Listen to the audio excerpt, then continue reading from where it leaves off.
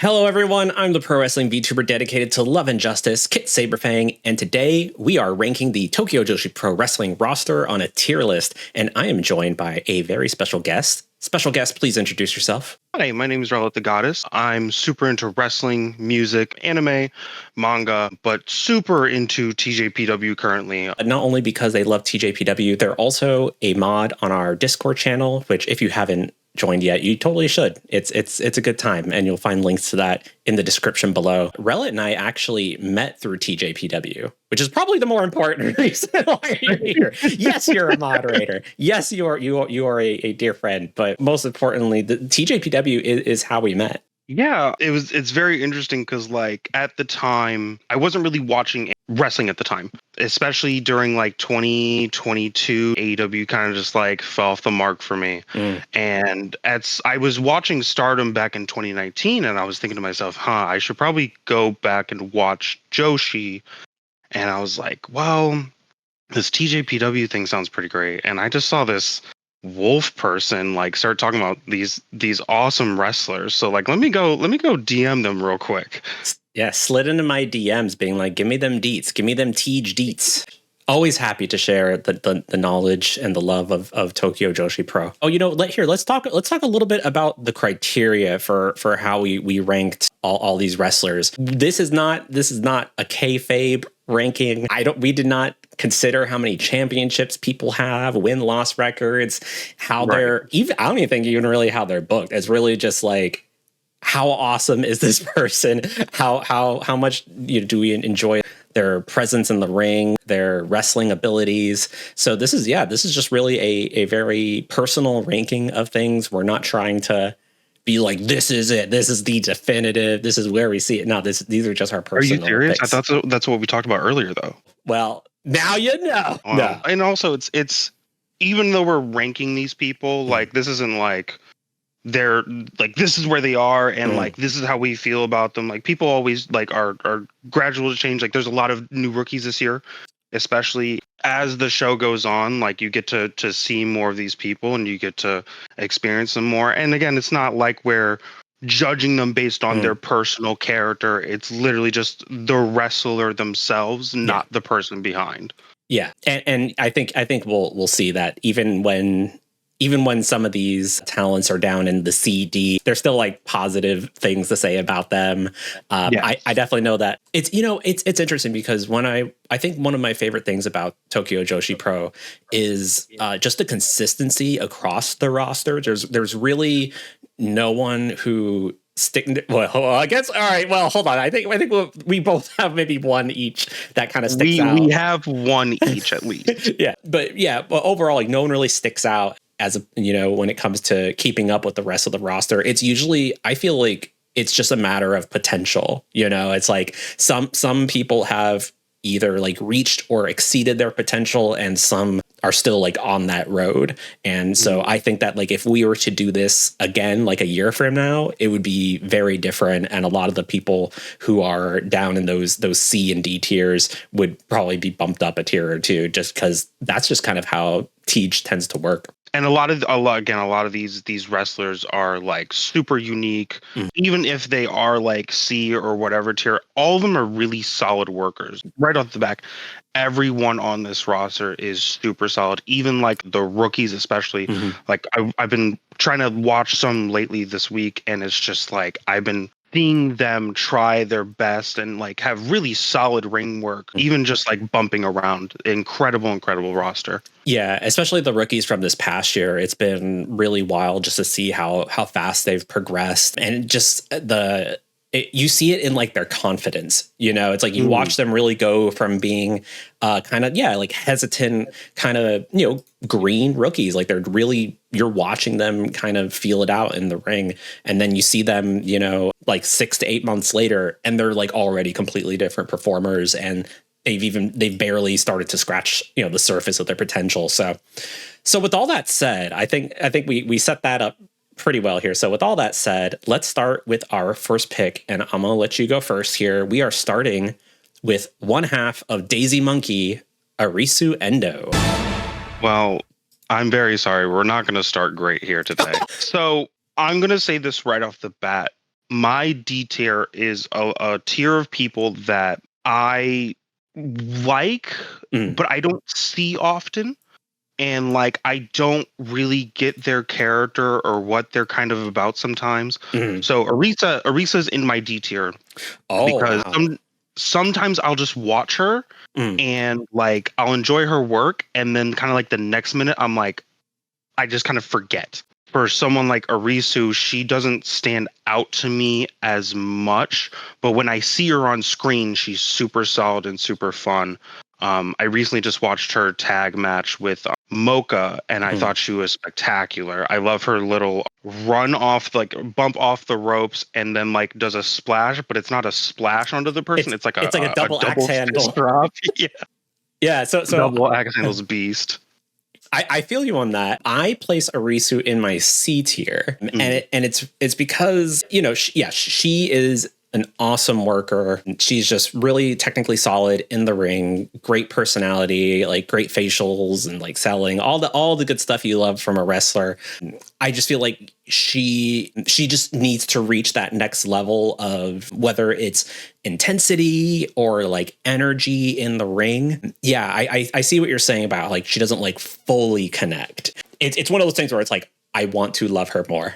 You know, and she's and she's being positioned as someone who's going to have like a bright future in TJPW as a singles competitor. She's a really great example. We talked about just the TJPW roster being about the levels of potential, you know, because everyone seems to start really solid, and it's just kind of like how high can they go? She is actually the first name that I've ever heard out of this promotion too, like out of context, which is very interesting. Like I didn't hear about like the later people on the list, like Misao or Miu Watanabe or even Yamashita.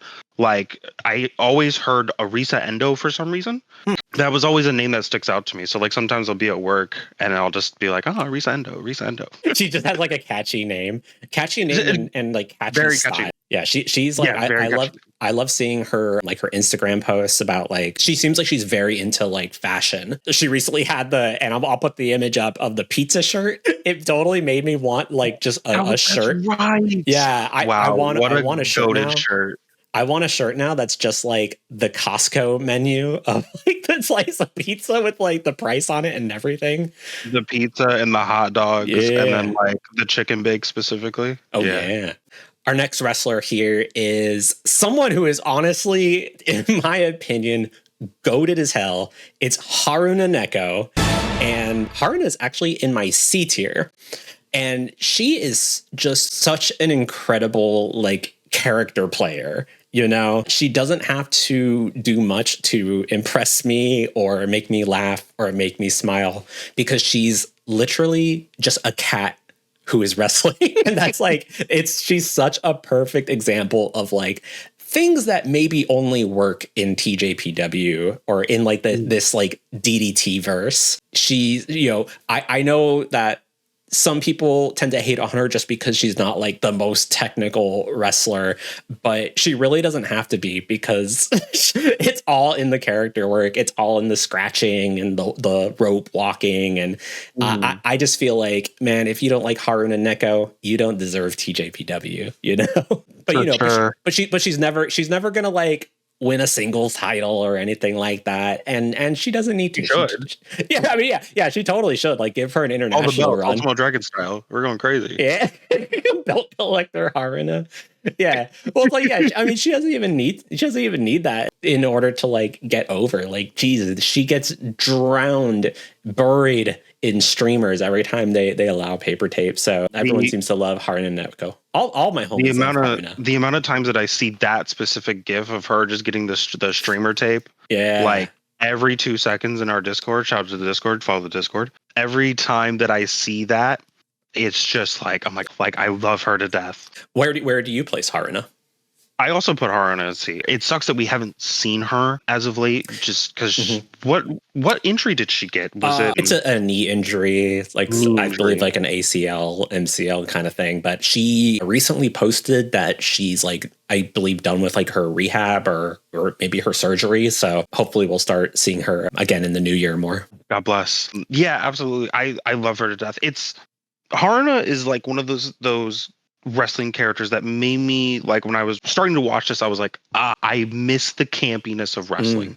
I miss the characters. I miss the wackiness of wrestling sometimes because like it's been a while since I've seen any wrestling that's like that. Like I remember like when I first started watching wrestling or like caught bits of it, it was like Kane and Undertaker, just these stupid characters. Like the concept of like here's a demon from hell and a dude who's dead, and they have to submit to the confines of a wrestling match to settle their arguments. Crazy and funny to me. And like someone like Haruna Neko, who's just here's just a cat, and she's gonna claw you, and she's gonna just do her thing. I love her to death. I really want to see more of her. I'm probably going to go back into the tape library and watch a lot of like older matches just because I miss her to death. To your point of character work, it just helps that everyone on the roster is so earnest about it, right? Like they treat her like a cat, like everybody. Like just a genuine cat, which is funny. Yeah, like you see it a lot because she's always in like these triple threat matches where the other two are trying to be friends with her, like we'll team up and it always leads to some sort of ridiculously like complicated spot that leads to it like an eye scratch or like a back scratch, like some sort of like cat like maneuver, and it's great. Our next girl here, the first of the up girls, it is Hikari Noa, one half of Free Wi-Fi, the current Princess of Princess Tag Team Champions. Relyt, where do you place Hikari Noa? Hikari Noa goes on my A spot. Just wonderful wrestler. The death match that she did with Sawyer Wreck was just amazing. I just fell in love with her instantly. I think she's just a solid wrestler. Her super kicks are fun. Her Northern Lights suplex that she does the bridge, and like every time I had to watch it because she's always like on the point of her toes, and it's just like she's just so cool. Like when I saw like out of all the up girls, I was like, that's the cool one. Like and that's totally her spot. She is definitely intended to be like, I'm the cool one. I'm the cool one, and you're gonna know that. No, absolutely, just amazing wrestler, really fast paced. I love the spot that she does where she'll grab someone's pigtail and then like twist do an arm wrench. Like the old school like arm twister, but she does it with like their hair. Like usually if the person has pigtails, Yes, and then she'll do like the hair throw afterwards too. It's such a solid worker. I can't wait to see her get the big belt at some point. I would love for that to happen. So I also put Hikari Noa in my A tier.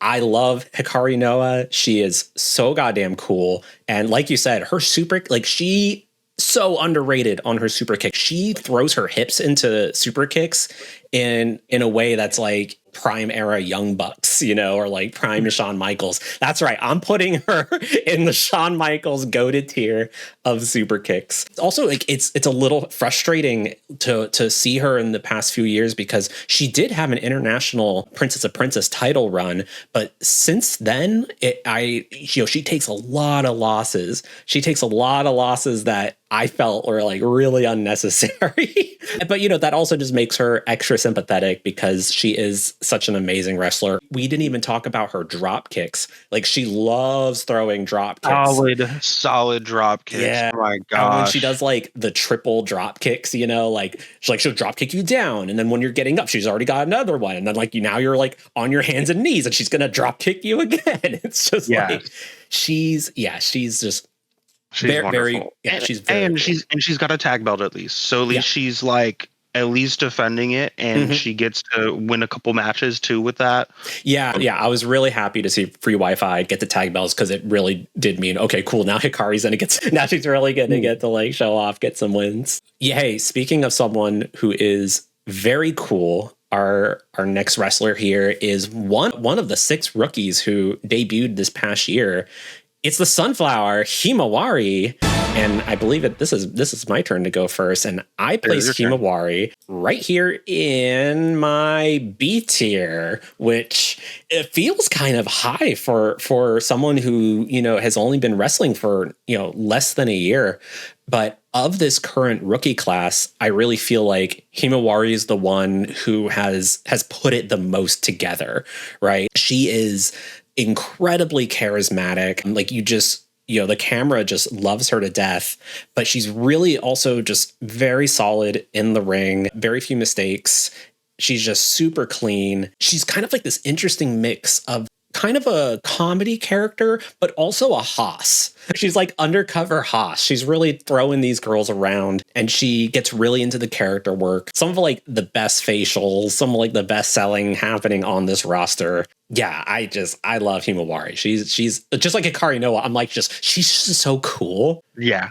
Oh, for sure. I actually have her in my A spot. Whoa! Yeah. Is that before or after Hikari Noa?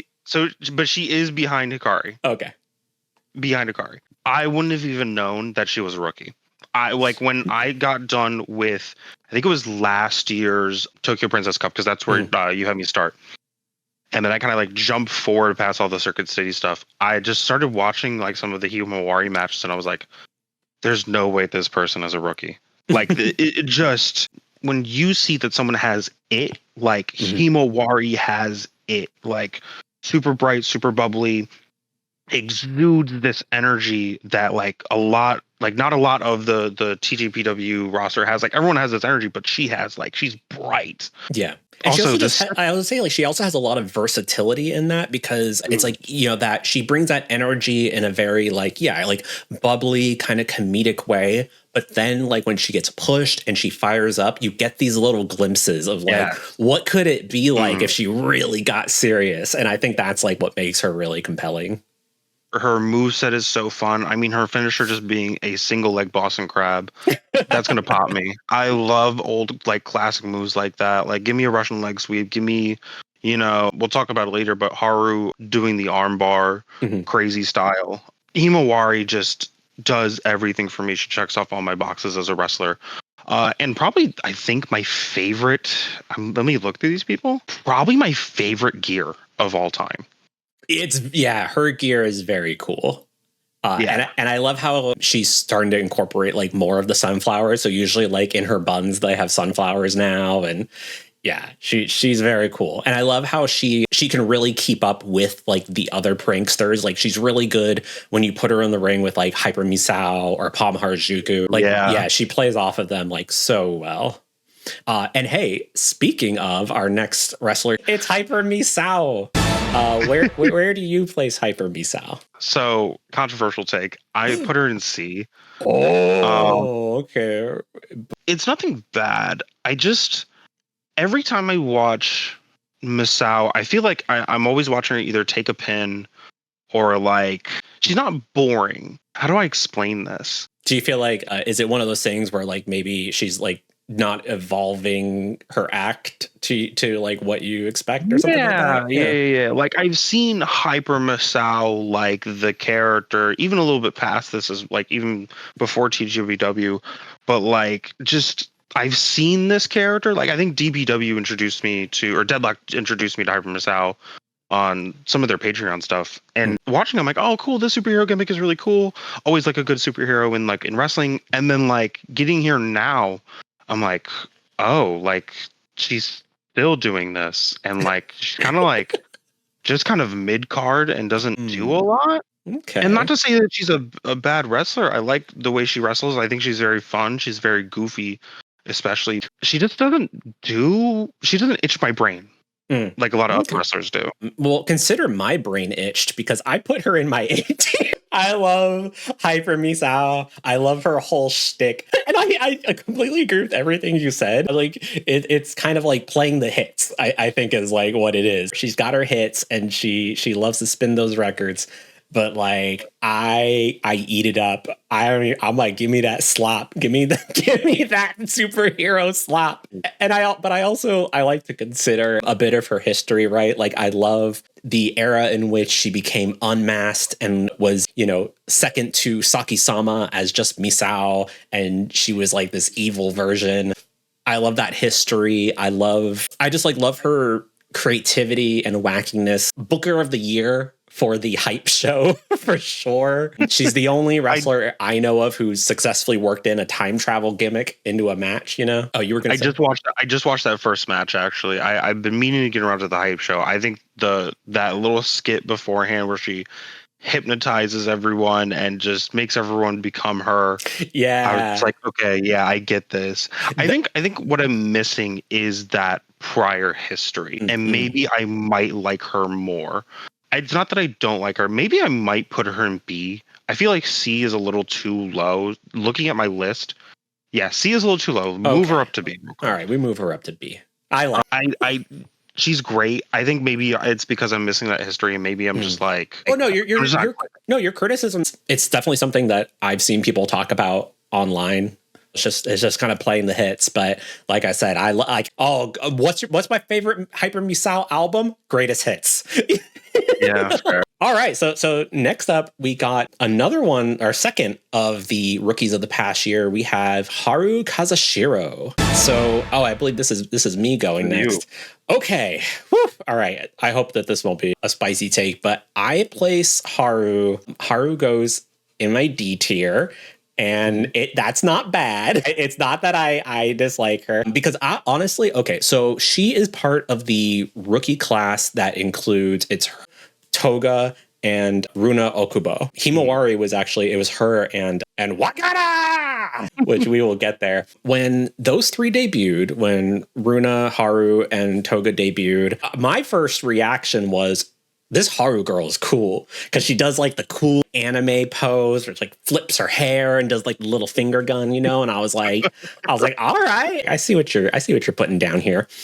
And I think she still has like that potential. She could still live up to that very cool potential. But from those three, I feel like while she has grown a lot in confidence, her in-ring work is still like, it's very much a work in progress. You know, you can still kind of see that greenness in the way she moves about the ring. Her selling is not the greatest, but you know, she's also like in such a strong class of rookies. It also just kind of feels like they're all drowned out because of all the talent that's there.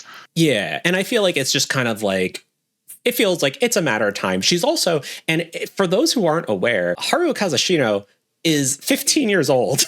Like, she's like a freshman in high school or something like that. Oh. So she's very young. And so, you know, I'm sure that getting into a wrestling ring and performing in front of, you know, all these giant crowds, that's always got to be intimidating no matter what. And so, yeah, I just feel like it's just a matter of time. And she's definitely a case where it's just a matter of like, how deep can she pull into that potential?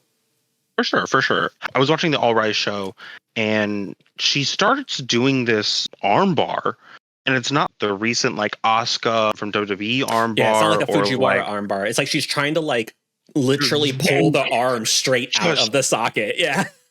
Crazy. Yeah, she's solid. I like her a lot. She's in my D tier as well. She does get drowned out by literally everybody else. But again, like we said, she's in such a crazy class. I think like every time I see her, she's improving dramatically. From maybe a couple months ago to this All Rise show, I was like, wow, she looks like she's just in there. She's getting to it, and she knows what she needs to do, especially in something like she's in a lot of tag matches. So she knows like to hit her stuff and then get out and then let the other person in real quick. Yeah, like I said, it just feels like it's just going to be a matter of time for when like that switch is flipped and suddenly she doesn't feel like a rookie anymore. But of the rookie class, she's definitely the rookie. Yeah. All right. Speaking of relative rookies, next up we have Juria Nagano, one of two karate girls on this list. One of two karate girls. Yeah. Where do we like to put Juria here? All right, so I'm looking at my list. I don't know why I put her in D, because that's a little crazy. She's going to my C. I'm going to put her below Haruna. Okay. And you know, actually, just to go with this conversation, yeah, I also put her in my C tier. Oh, wait.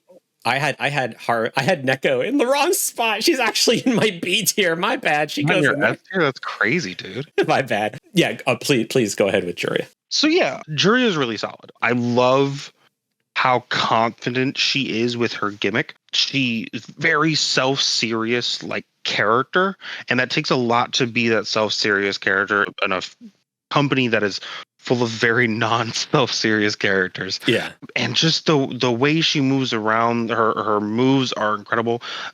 Again, going back to All Rise, if you're probably going to put the clip in here, it's the clip where she rolls around Moka to hit the back top, and then the kick. Oh, like, so I feel like Juria's, I don't want to say like issue, but the one thing that's holding her back is just reps. Like she's, and they talk about this a lot on commentary, where Juria Nagano is probably like the busiest person on the roster because she's a wrestler, she's an actress, she's a nurse, she's a nurse, like, and a brain surgeon assistant or something like that. Who did she do surgery on? Katsuyori Shibata. She removed his brain. Right. No. But yeah, she has, oh, and she's like a YouTuber. She's like a content creator.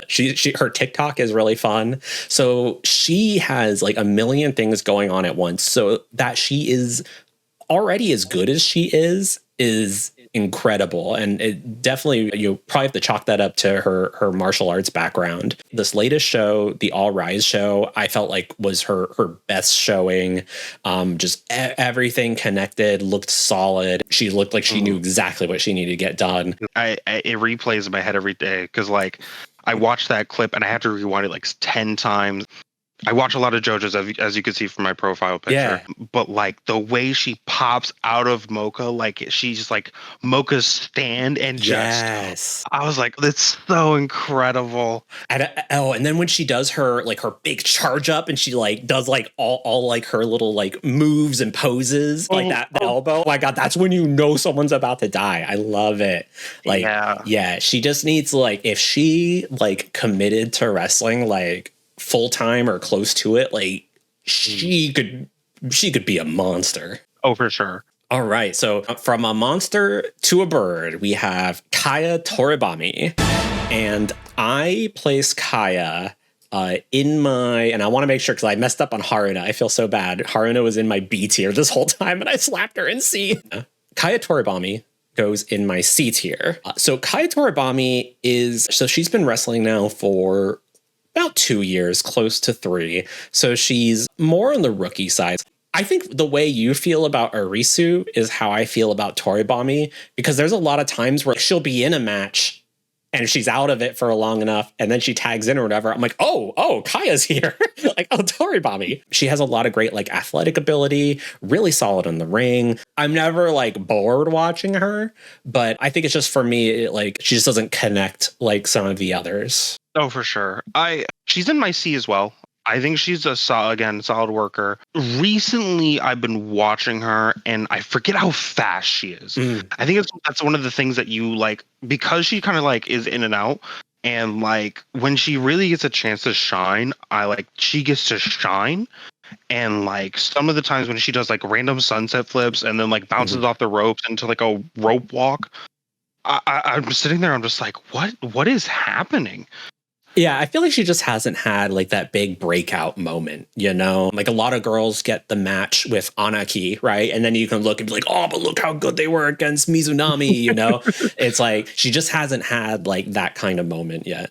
Yeah, for sure. All right. Next on our... Real quick, you're going first for this one. You're going first. I got to go first for this? Because I have to explain after for you. Oh, wow. Okay. All right. Next up is it's Mahiro Kiryu. And, you know, we talked about in the beginning about how, you know, we're each going to have at least, like, we're going to have like one each. And I'm just going to say straight up, Mahiro Kiryu goes in the tier. I don't have much of anything positive to say. I think the one thing that I can say, and I don't know if this is like a hot take or anything like that, I'm pretty sure she's actually very decently popular, but my general feeling is that of everyone on the TJPW roster, she is the one that I least believe ever wants to win.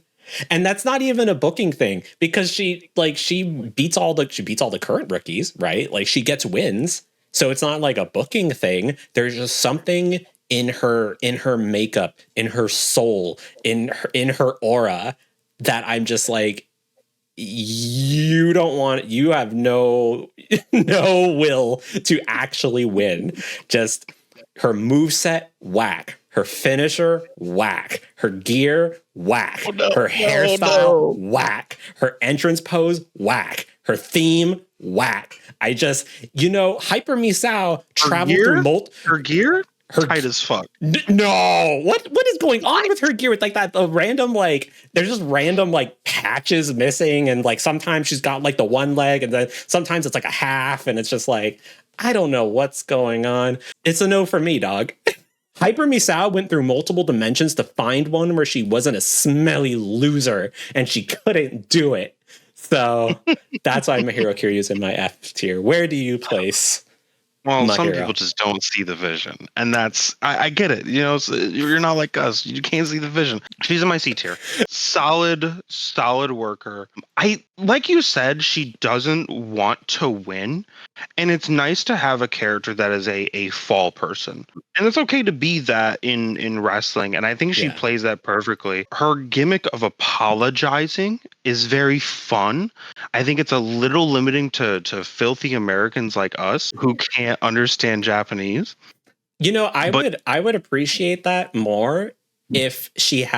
All right, we talked earlier about how Misao is kind of playing the hits and doesn't really evolve on it too much. I feel like the apology spot has actually devolved as time goes on, because she used to she used to set it up in more interesting ways. Now she'll literally just I did an arm drag, and now I'm just going to roll you over and do it. It's well, what did part A have to do with part B? Yeah, I'm not getting it, but I do agree with that. Sometimes it does become disinteresting. The other day it was funny because she just I forgot what show I was watching, but she did a roll, and then she fell over and then got on top of them and did the apology, which I thought was just hilarious. Yeah. Do a barrel roll, right? But I see why you wouldn't like her as much, just because she does take the falls all the time, and she just kind of is a little boring. But all right, I will say this because I don't want to get out of this without saying at least one nice thing. I feel like I was very rude. Here is my apology. Here is my apology. She's got a good spine buster. Spine buster. That's it. Arn was there. Arn was there teaching her. That was crazy. Arn Anderson is looking down from heaven. He's still here, but I have to talk about this gear because I actually really like this gear. I'm a big crushed velvet person, big texture eyeballs, texture person. This gear does everything for me. It does everything for me. It has so much going on, and yet nothing happening at the same time. What? The half pant, the Zack Ryder half pant with the one crop top into this drop down C pattern. I can't even. I'm looking at this crazy right now. Yes, girl, give us nothing. You might be right. Just nothing really stands out in particular. And I'm cool if your character is that you're a smelly loser. I just think maybe there's better ways to go about it. Yeah. The more I think about her, the more I'm just wow, she really does take every pin. She really there was the battle royale for the international championship, and just seeing her get dogged on every 2 seconds with every person coming in for that battle royal, and then even I didn't even realize she was eliminated at some point. Oh god, yeah. See, that's bad. That's very bad. But yeah, she's in your seat. You might be cooking. We'll find out. Well, I went first this last time, so now it goes back to you, and we come to one of the big dogs. It is the cutest in the world, Maki Itoh. One of the big dogs for sure. Maki Itoh is in my A tier. I think she's incredible, but not in this promotion. I think she's way better. She is way better in America than she is in Japan or even in TJPW.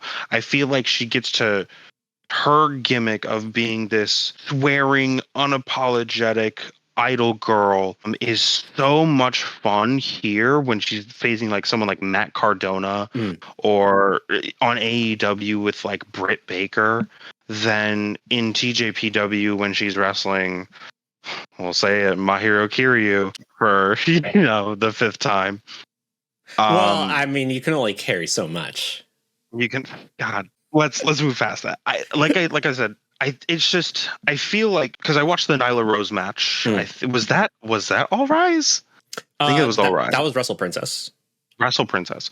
And that was fun, but I was like, I feel like this would be so much more fun in America, in the setting of like GCW where like everyone's going crazy. There's another instance where like with like Mizuki later down the line where I was watching DPW and like the reaction for Mizuki or like the reaction for Maki in America is like, it feels so well deserved where like in the setting of Japan especially, it just feels muted and it doesn't like, I feel like I want her to just be like super cheered every time I see her. Yeah. I mean, I completely agree with a lot of that. Maki Itoh. So I place Maki in my S tier. She's the first one going into the S tier. And I agree. I think she is actually better outside of TJPW because I think it's really that in the past year, throughout all her travels, getting to explore, more hardcore deathmatch influence wrestling, getting to wrestle more men, getting such amazing experience through GCW and wrestling on the Western Indies, it really just kind of feels like she's outgrown TJPW. So that when she does come back, I agree. It does feel a bit muted. But one other thing I'll say about Maki is, so Maki Itoh was my introduction to TJPW. Back like blonde hair Maki Itoh, it's like who's this like that exists? Like who's this idol who's just flipping everyone off? Like who is this girl? And that's what got me into TJPW. And so but back then she was not a great wrestler. Like she was, decent enough. But it was much more character based back then. Now, she was still on her losing streak gimmick at that time too. In the Itoh Respect Army with Mizuki. And now she's a completely different performer. She can carry matches like just like as good as Yamashita. Like she has come so far as a wrestler, as a performer, and I just feel like like she herself is phenomenal, but maybe she's outgrown TJPW. I love that spot specifically where like she'll get hit or something and then she just starts crying. Yeah. I think that's just like, it's so brilliant. Like she is definitely like a star. I would put her in S, but like I feel like I'm condensing this list to specifically just TJPW in general. So that's why I wanted to put her in A. I love her like relationship with Nick Gage. Like, oh my God. Yeah, Nick Gage. She's so good.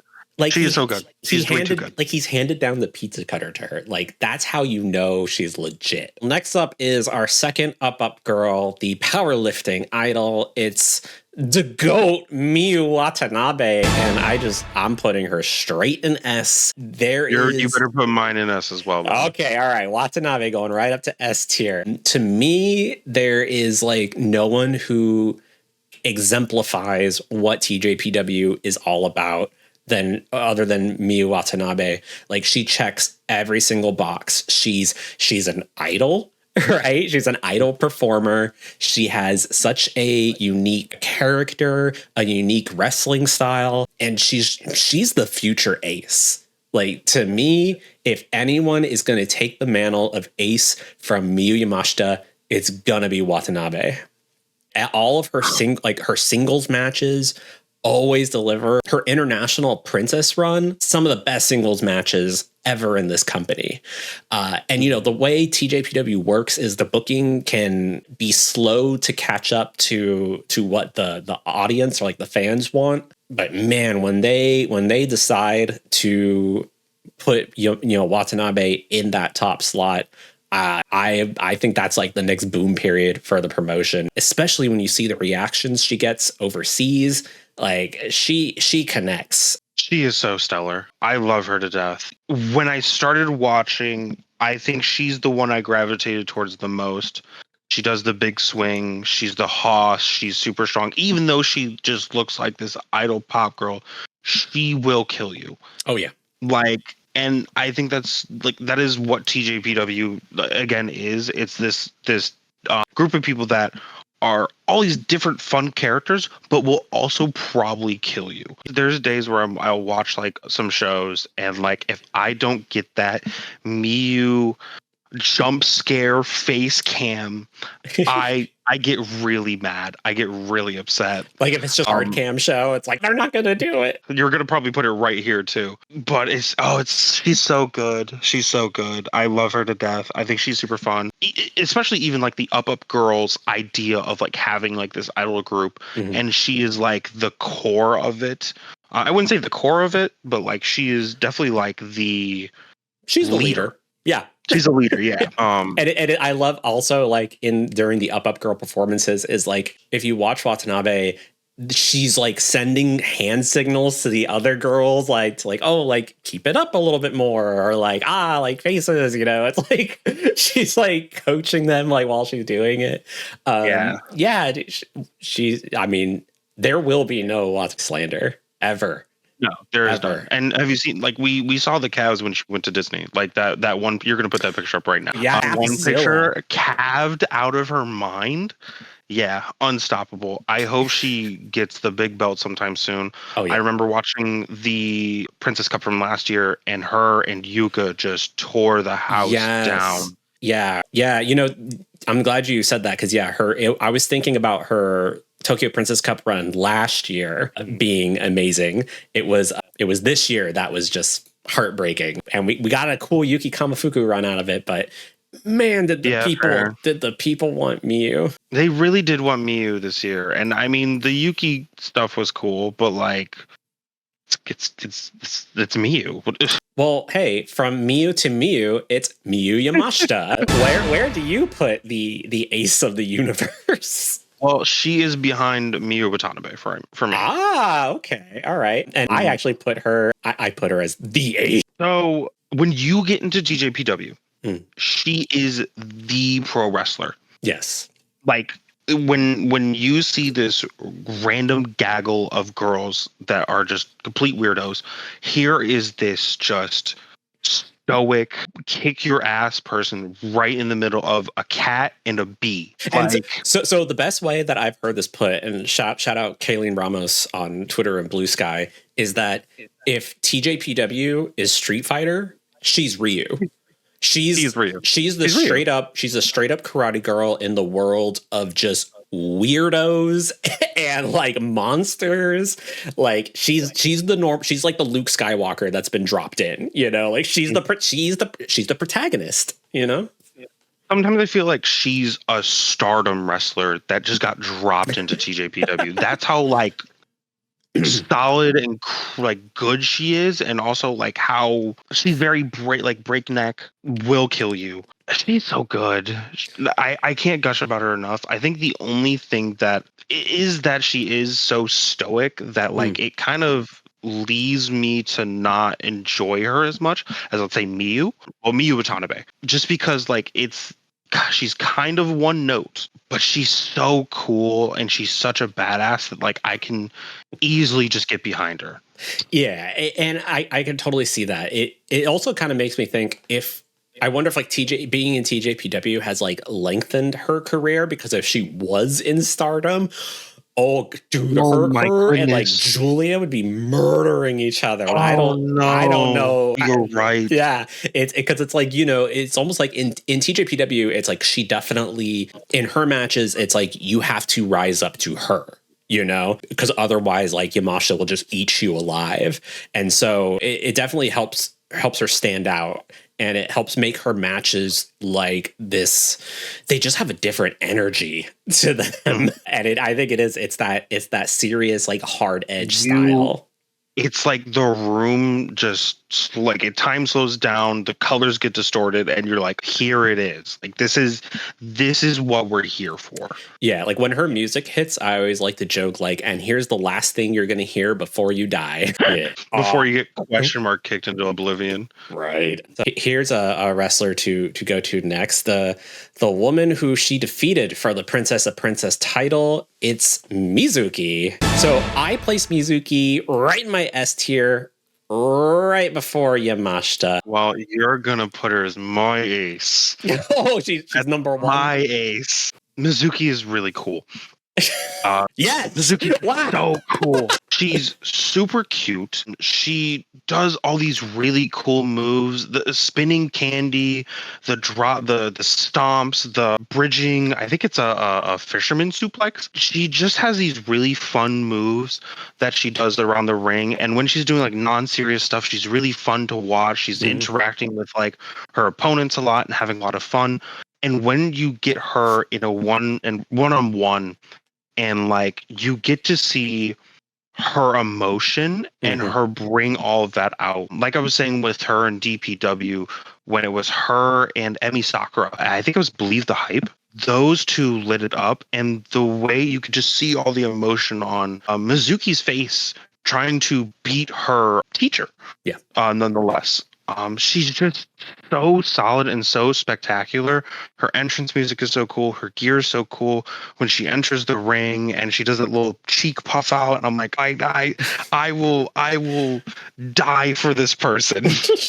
Yeah, I think you really touched on something there with Mizuki, is that she's just like a very emotional wrestler. Like she definitely wears those emotions on her sleeve throughout the match. Like in her singles matches, and especially on her Princess of Princess run after Yuka had to step down, it was like you could just see the struggle in all of her matches of her really having to like punch above her weight, prove that she really does, deserve to be at the top, and not only fighting for herself, but fighting for like her fallen teammate. She did that really awesome 2-on-1 handicap match shortly after Yuka had to step down. And that really stood out to me, of just like her tenacity, the way she can just really get you, like hook you emotionally into her matches. It's just, she's such a standout wrestler. She also reminds me a lot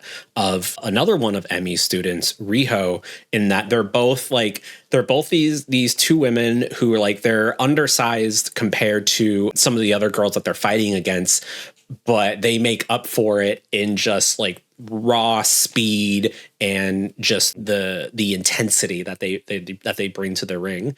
No wonder why I like Mizuki, because I love Riho. Yeah. And there was that whole period of time where I didn't see Riho on TV, and I was like, where is Riho? When Riho isn't on TV, everyone should be asking, where's Riho? Where is Riho? Yeah, I love that she's always trying to fight from underneath, even though she is like one of the most talented like wrestlers on that roster, and like she's legit. She is legitimate to most of like almost this whole roster. I think Yamashita is very much a good opponent for her, as we saw in the Wrestle Princess show. They're kind of like almost like two sides of like the same coin, right? Where it's like on one hand you have Yamashita, who's like super hardcore, serious ass kicker, and then on the other side you just have super bubbly, super cute, like, more about the athleticism as opposed to like the martial arts, right? Like, if that makes sense. And so yeah, they are just like amazing opponents for one another. All right. This is my pick. This is me. This is you, and we have the karate girl. The karate girl. What's her Moka Miyamoto? The traditional fighter. Moka Miyamoto. Where do you place her? All right, we're throwing her an F. I have to talk about this. Yeah. I think she's a really good worker. First of all, fit fire.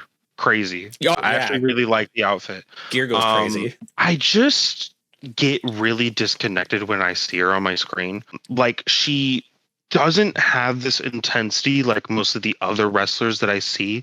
And like her gimmick is that she's a karate master. And sometimes I just don't get like it doesn't translate to me when I watch her. Especially when she does the big chop. And I think it's because there's like not a lot of confidence around her. Yeah. Herself. Like sometimes she'll like throw the chop really weak. I think the other day at their All Right show, she actually threw that chop really crazy. I thought she hurt her hand on it when I was watching it. There's just this lack of confidence every time I see her on my screen, and I want to get behind her, especially with her and Juria as a tag team. I think they're super fun together. I just think like she gets outshined 98% of the time that she's on screen. I think it's why I put Mahiro over her. Is because at least with Mahiro, it's like, oh, here's this character that I see that's like, okay, at least she's got a spine buster. She wrestles pretty well. She's got a thing that she does that like I pop for. Where Moka, I just don't connect. Yeah, so I place Moka in my D tier, just above Haru here, for a lot of the reasons you said as well. I just don't think that you can have a karate expert gimmick and then have the lightest feather touch of anyone on the roster. I think she's cool. She's a solid worker. I feel like she does have like a certain charisma about her. But the disconnect for me comes from like, she'll be in this really intense match. Like I think she was fighting, like she did one of those singles matches with Ryu Mizunami with Anaki, where it's like she'll like slap the mat and she'll fire up and she's just like wind up this forearm, and then it's just like boop. It's just like it's like the lightest touch ever. And you know, there's working safe and there's whatever's not working at all. And there's whatever's happening here. Sometimes Mocha's not working at all. Yeah. Sick single leg lariat, though. I'll give her that. I will give her that. I literally just watched the all girls show, and like I saw that leg lariat, and I was just like, when did she pop that out? She has all the tools, and I think that's why I put Mocha in my D tier, is because she has all the tools and all the potential.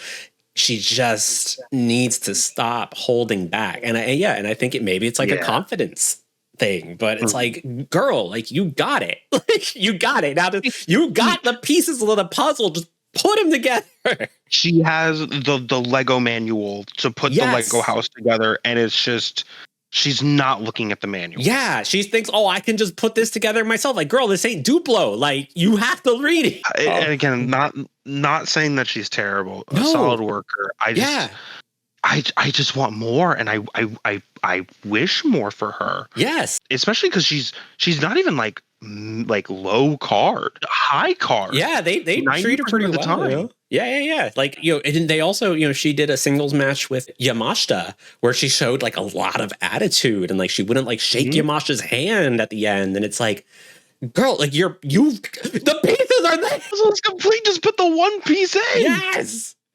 Stop trying to put the square peg in the round hole. Oh, I agree with this. Yeah. All right. Next up, we got Nao Kakuta, one half of Free Wi-Fi, your current tag team champions. So I place Nao in my B tier. I have always been a big fan of Nao. I love, and I feel like I feel like we both keep repeating ourselves. Solid worker, just like so great in the ring. I love how cheeky she is. She's not afraid to be underhanded. She's not afraid to like push the limits of the rules. I love her. She's a prick. It's great. And she also has like a real intensity about her. Her moves all tend to look like real hard hitting, real vicious. Yeah. I love Nao. I have her in my D tier, but this also goes. So no. You have to hear me out. So this is also my thing with Arisu, where I just don't have that relationship with Nao. I think she's in a great tag team with Hikari. I think two of them are really solid, really fun together. It's just I just haven't seen her on my screen enough to be like, yes, I like this person. especially with the last recent batch of shows, I feel like she just doesn't exist. Well, sometimes she doesn't have like as big of a personality as others, and also being in a tag team with Hikari, who does have like a much larger personality. Yeah, I can see where that disconnect is.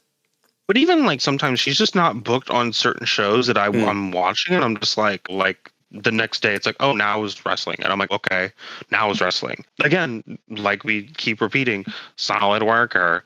But once I get more of a grasp on who she is, and like through this tag run especially, because I think she is a troublemaker, and I think I very much like that. I do miss the old gear, the old military gear. Yeah, like the one she's wearing in her little picture right here. Yeah. Yeah. Especially the one when she was in the ranks with Sergeant Slaughter. Sergeant Slaughter. Wait, who's Sergeant Slaughter? You don't remember that DM I sent you? That was like from like the beginning. I was like, "Who's this now person? And why does she look like she like is in the ranks of Sergeant Slaughter?" Oh God. Yeah. Oh, okay. So you're not a fan of her matchy gear with Hikari?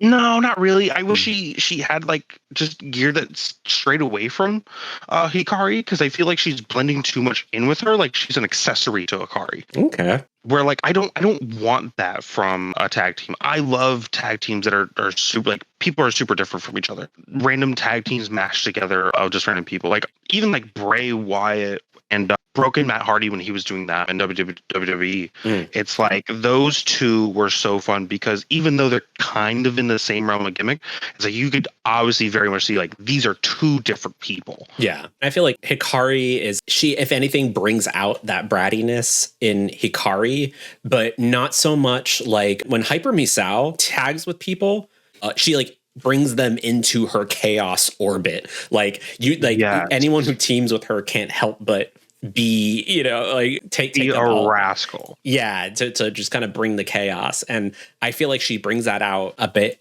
out of Hikari Noa. So like that's fun, but I can see where you're coming from. All right. Next is absolute rascal. The trickster god TJPW. It's Pom Harajuku. Where do you place Pamu is in my B tier. Number one in B. Super, super funny. Yeah. Just obnoxious, loud, just weird.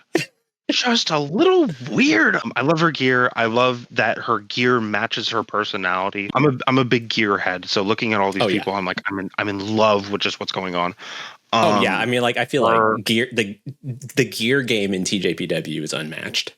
Unmatched, unreal. I think she's so fun, especially like when she's with Hyper Misao, like you said, or even Maxi Impaler. I think just the range of people that she's with is always very fun because she'll be the anti to whoever she's with, except for maybe Misao, because I feel like Misao is just always going to be a little devil trickster. Well, it's funny when Pom and Misao actually face off against each other because they're both so wise to each other's tricks. So it's like they have to like step up their nonsense game to get the upper hand. I love her finisher. The step up, Palm de Justice, the step up leg drop, leg drop is so cool. I just watched one where she like missed and then took the hugest butt bump, and I was like no. She misses it. She's just like, I broke my ass, and she just like rolls over dead for a while. Full on, she takes that bump full on crazy, and I'm like, oh, you could have like fell back a little bit. No, she just goes for it. I think she's so fun. She would go in my A, but like my A is specifically for like, I think people who are just like Hikari, who are just good, but not quite there. Where I feel like Pom is just super fun, super bright. She is what makes TJPW, like we say with a lot of these people. and just wonderful. Also, new blue hair, just sick. So, it's funny you say that because I put Pom at the top of my A tier because I love Pom Harajuku. She is probably my favorite person on this roster. Like everything you said, she's just so fun. She's so creative in the ring, and she's just like constantly surprising. Like she's always coming up like with different weird things to be doing in her entrances, and I love her evolving shin-based offense because it's like, yeah, she kicks people in the shins and that's funny. But what's even better is when she starts doing like single leg takedowns focused on the shin. And then when she starts doing drop kicks on the shin and she'll like tie you up in the ropes and like stomp on your shins. And then she started busting out like kind of like a calf crusher. So now she's working in shin based submissions. Like, get out of here. Pom is like, she is the galaxy brain wrestler of TJPW. Like, and yeah, and she's also, she can work with like anyone. She finds a way. Yeah. Anybody. And like, she finds a way to just like incorporate that character, like whether she's like, intimidated against someone like a Yamashita, or she's like terrified out of her mind against someone like Max the Impaler. She's just like, it's so rare to have someone who, I think you could just say is like a comedy wrestler, but can also just work with everyone. Like she's very much like, I think of her as like the Toru Yano of TJPW, of just like maybe not so much being like a comedy wrestler, but being like a trickster. Like you can't sleep on them. You can't treat them like light work because they'll find a way to like screw you out of a win.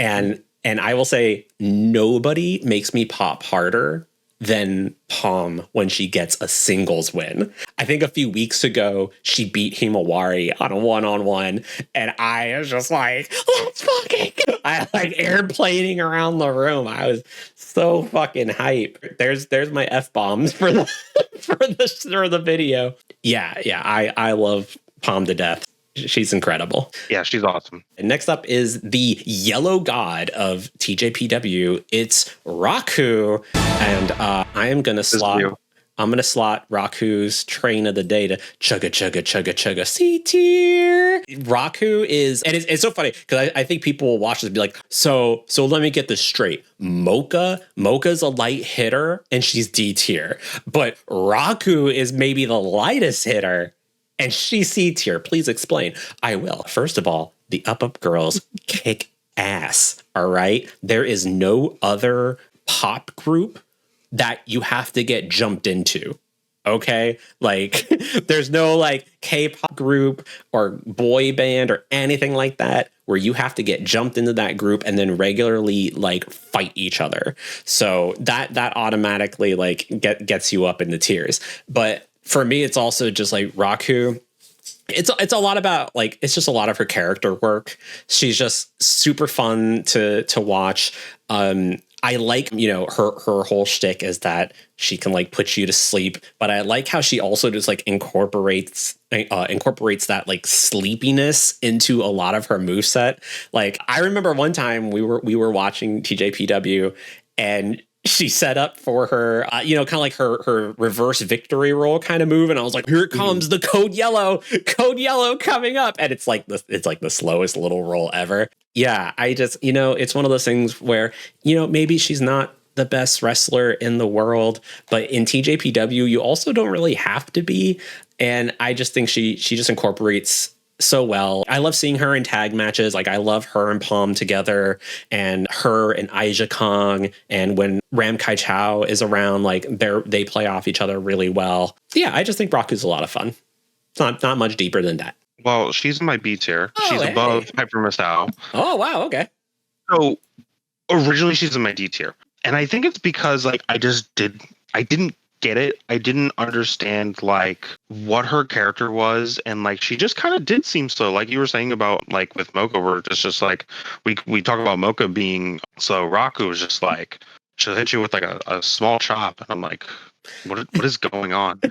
And then like I think in the past couple shows with the English commentary, they talk about her being in love with trains and like the train of the day. And I'm just like, I get it now. I understand. And like the code yellow where she sets you up. And I love like the little added, like she slaps them on the side to get their arm up. Yeah. It's just like these little small things about Raku that I think are so fun. And I think the Midnight Express is what her the Oyasu Express. I probably said that wrong, but yeah. It's whatever. We're filthy Americans. It's like that move, especially where she gets all these people in like a puddle, and then like when you walk all over them and then just sleep every second that you're on them. She's really cool and she's really fun. I don't think she's as cool as like Hikari or Watanabe, obviously. Yeah. But I think she fits within this little pocket in my B tier, especially where it's like my B tier is full of these characters that are like Pom or Raku, just full of character, super fun. I don't really have any complaints about her, to be honest. Yeah, I think the brain chop is just sick. Yeah, I think she's like a wrestler who could really only exist in TJPW, and she's perfect there. I wouldn't want a TJPW without Raku. Our next wrestler here is one of the 4 pillars of TJPW. It is Rika Tatsumi. This is White Dragon. Where do you place Rika Tatsumi? She's my S tier.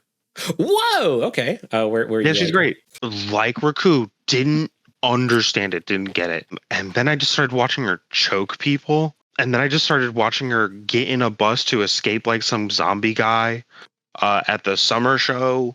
And just like all these little fun moments that Rika does, like all these little small things that Rika does are so funny. Like she's just a funny person to me. Yeah. Like as a wrestler, I don't know how to explain this. I think she's just so fun and she's so good at wrestling. Oh my gosh. I'm sorry. Give me a minute. I just like her a lot. I really just don't have words for her. And like her gear too.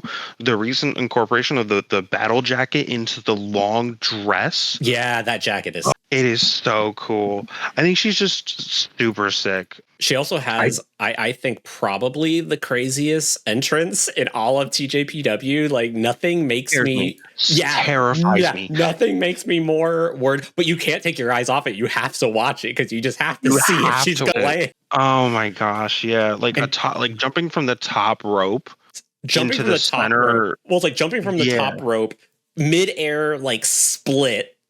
And then there's no roll. She just sticks it, absorbs all of it. I just feel it in my knees every time I see it. And I'm just like, I couldn't even imagine doing. Oh my God. No, I'd break it. Oh my gosh. No, I think she's a great wrestler.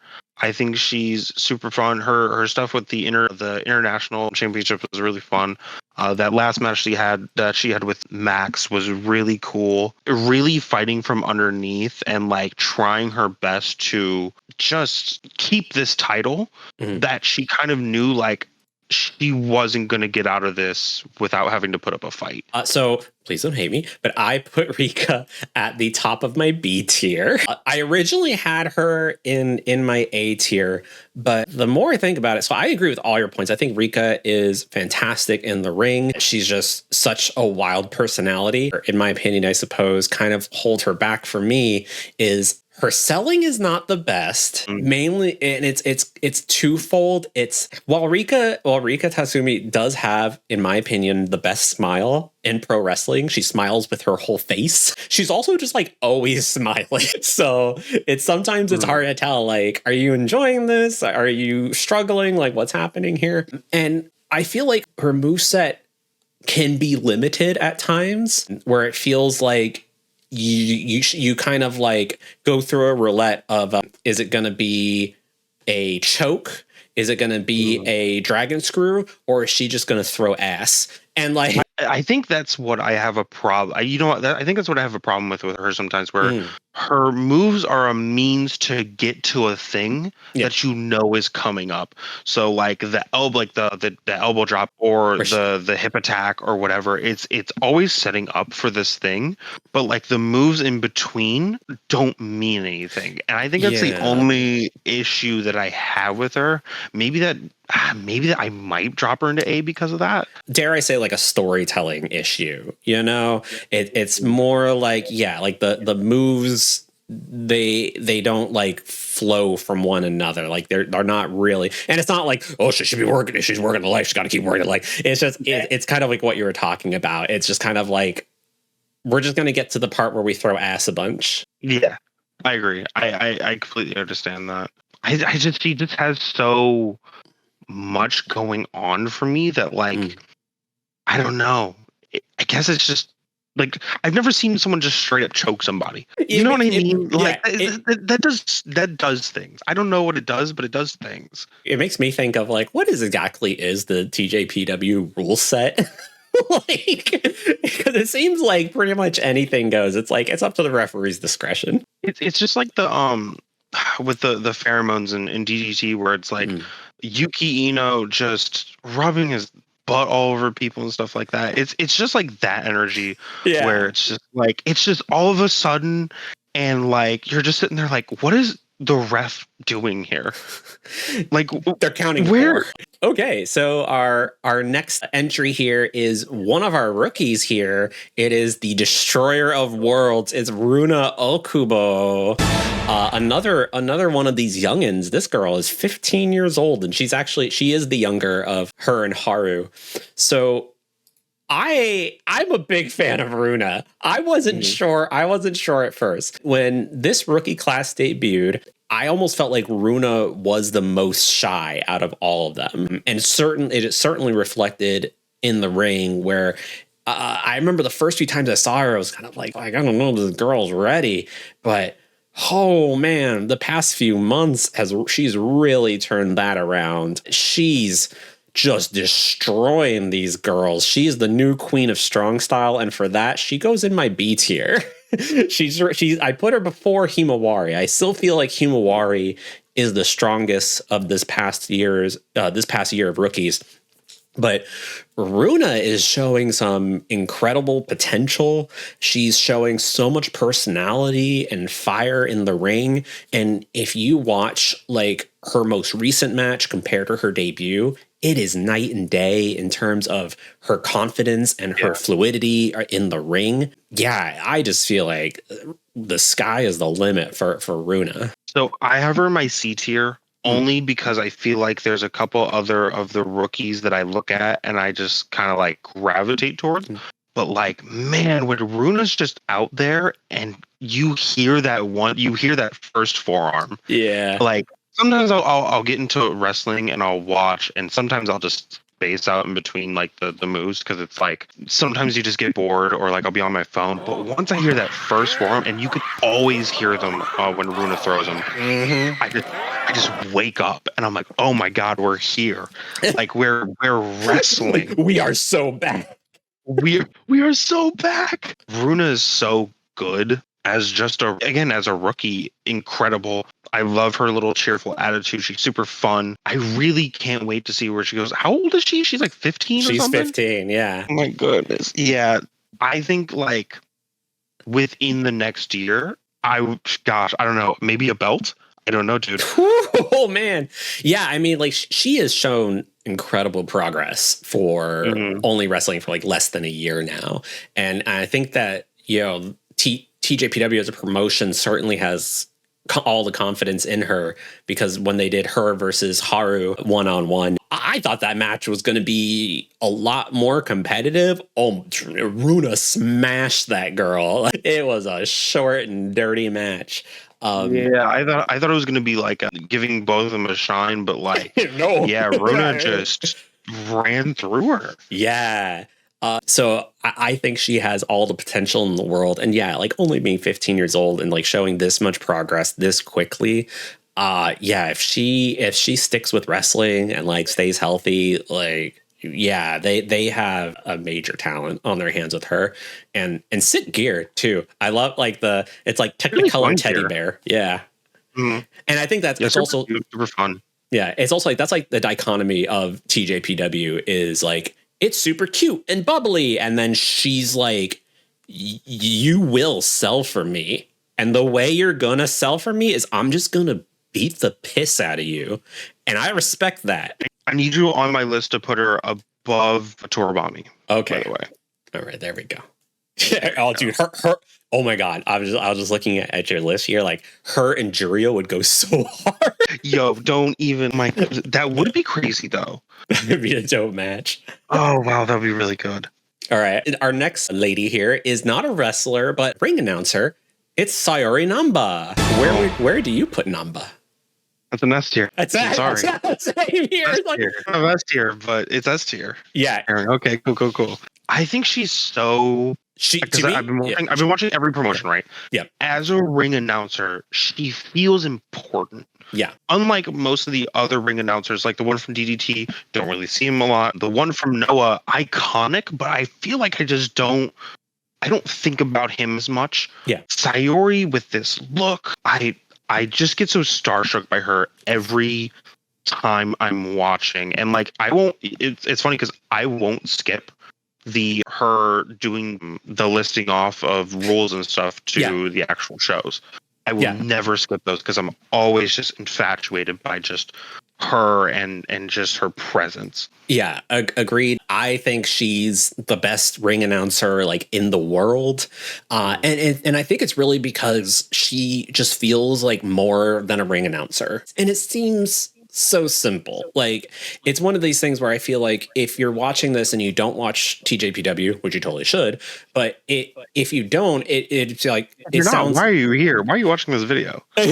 Well, like I feel like if you don't watch and you hear about like, me talk about like Sayuri feels like Namba feels like more than an announcer in that she's the host. You know, she's always involved, whether it is giving those opening announcements, introducing girls into the ring, which her voice is incredible. I love the job she does there. Amazing voice. There is not a day where I'll be in the kitchen cleaning and I'll just be no, and then just start like rambling off because like I think about her voice every time. Yeah, like it's just such a commanding presence. I love how she's also always directing the crowd to like clap along to songs and stuff like that. And it's like that seems even when she's telling them to get out of the way, like the urgency, her urgency behind some of these things like the 20 count or telling people to move out of the way because we're about to do a dive. You know what I mean? The way she feels like she's not only just a part of the show, but like also a spectator and being like, hey, you guys need to move. Yeah. And like her countdowns are really great, whether it's like time or counting people out. She's always a presence. And it's one of those things where it's like, I wish more wrestling companies would have someone like a Namba to assist the crowd, because if Justin Roberts just directed people to clap along with songs, oh my God, that would improve everything. Because I feel like a lot of times like wrestling fans just kind of want to sit on their hands and just like clap for the big spots. But it's like she does such a great job of getting everyone to feel like they're part of the show. And Namba is just she's the GOAT, you know. And I'm glad we both had her in S tier. It's like I think she just makes me realize like how fun Japanese wrestling and Joshi can be over like American wrestling. It's why I just don't watch as much American wrestling anymore. I don't watch a lot of AEW. I don't watch a lot of WWE. I kind of catch up on stuff. But like Sayuri just like makes me remember like that wrestling should be fun, and I want to be part of that crowd. Yeah.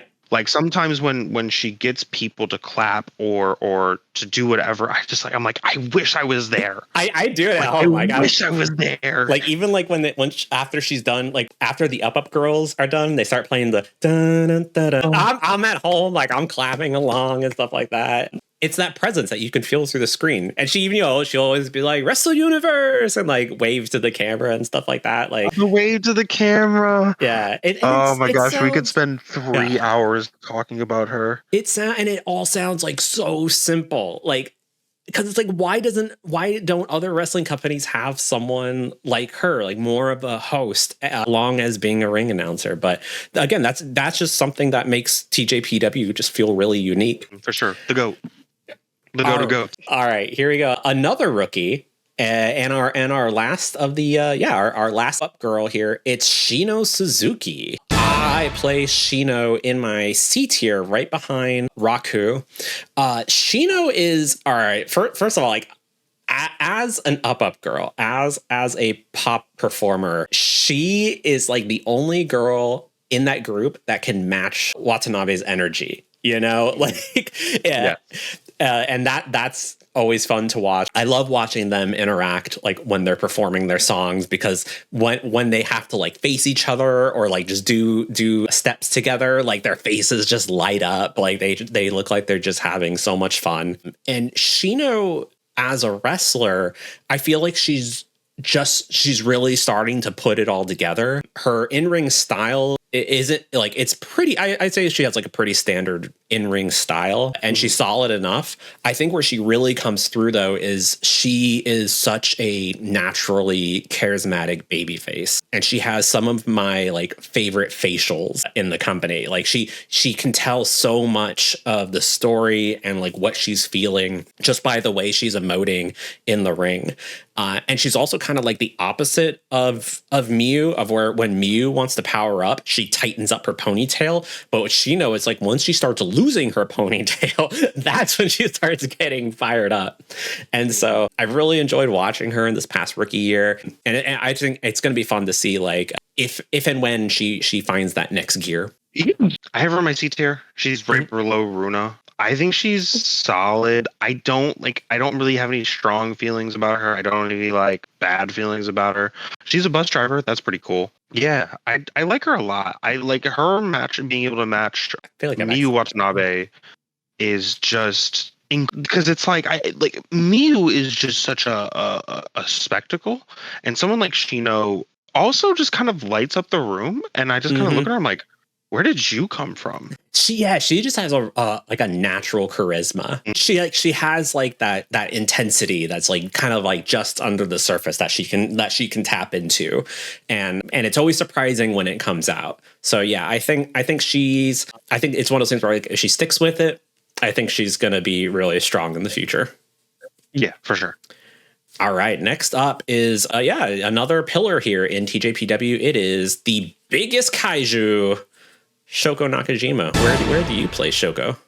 Was this me? Okay, don't hate me. She's in my B tier. Okay. I think she's really fun. I think she's really cool. I think she's like one of the faster girls that like runs around and does all these fun moves, like the tiger feint kick. I hate calling it the 619. The tiger feint kick, and just a lot of these really fun moves. But sometimes she kind of like just blends in for me. Like, I know she's like super important, but sometimes I can't see why she's super important. And maybe I don't have the history, but I think she's pretty solid. I think she's great. I think she's got a cool look. I love the kaiju bare feet and like the little hood and stuff like that. I think she is fun. I just don't get as much from her as I do other people. Well, I'm going to tell you why she's special, because she goes in my S tier. Yeah, no, Shoko Nakajima, we talk about gear that goes crazy. Like, talk about living the gimmick. Yeah, I love her look. I love the tail. For me, Shoko is like, God, I want to see Shoko in CMLL or something. She's like the closest to like a luchador style that TJPW has, and her gimmick of being like the big kaiju, but obviously she's like one of the shortest on the roster.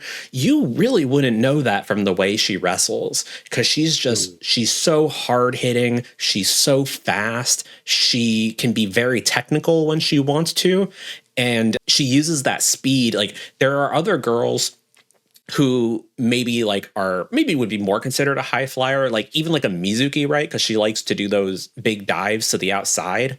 But no one gets as much speed off the ropes and like on her dives than Shoko Nakajima. She's way too fast. She gets like this momentum randomly. Like it's like she hit like a speed boost from Sonic and just goes. Yeah. So for me, I always feel like she's really exciting to watch, and she's so smooth in the ring. Just like once she starts doing like her ground game and she starts like doing all these different like submissions and transitions, she's just so fluid. Like she really makes her size like work for her. She's just always on the move, and yeah, I just think she's so fun to watch. And I love her gimmick of, instead of thumbtacks, she has her box of like plastic kaiju toys. When I saw that at the summer show, I lost my mind. You know that's gotta suck. Okay, our next wrestler, someone I know that you're a favorite of, it is Suzume, and I place Suzume in my A tier. She's just, we talk about like charisma, like she's got that in spades. Some of the coolest damn gear in wrestling. I love the Blade Runner. Yes, like the cyberpunk beat. So crazy. Yeah, especially like it's such a glow up from her original gear from like even a year ago. Yeah, like, it was very like B-girl from that like old music video, you know, and it didn't really stand out. But as soon as she came out in like the big oversized like windbreaker with the hood, so cool. We talk about Shoko Nakajima being quick. Suzume is also fast as all gets. I love her, like all the like the dives she does. I love like her crossbody, and she does the little like clap behind the back kind of thing. Yeah, she's super fun to watch. And oh my god, she does the Uso splash. Yeah. Oh my god, she does do that. Yeah, it's just, yeah, I think Suzume is one of those wrestlers where I'm just like, she's so cool. She is cool. She is really cool. She's in my high B. She's underneath Pom for me. Like I said before, my B tier is a lot of characters, and I feel like Suzume fits that box. Great wrestler. I think like I would love to see like a belt on her at some point. I think she's so fun. Yeah. I just like just her entrance and her presentation. She just kind of lives her gimmick to the fullest. And I think that's super awesome. Yeah, she's so talented. I love her to death. And just look at her. Just look at her. Just look at her. I'm looking. We are looking. All right. Next up is another one of our rookies here from the past year. It is Toga. Where does Toga go? All right. So here's the thing. Here's the 411. I disliked her a lot when I started watching. Okay. So because I started with the Princess Cup of last year, and then I kind of like jumped forward, and I remember it was either in the Discord or like a DM. I was like, who is this person in this crushed velvet gear, and why do I just not like them? Okay, so when Toga does crushed velvet is bad, but when my hero does it, oh my god, crushed velvet is so. Listen, there's so much going on. You're not seeing the vision of Mahiro. So at first I didn't like Toga, but I realized that she was a rookie. I was like, all right, cool.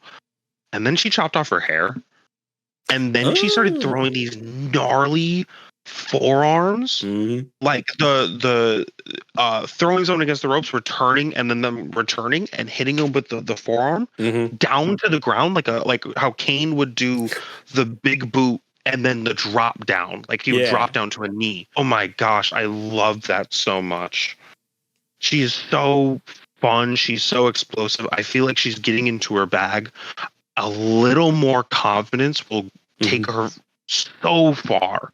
That's the only dark spot that I have with her. I think she's a little unconfident, and I feel like she could do it. She can do it. Where do you place her?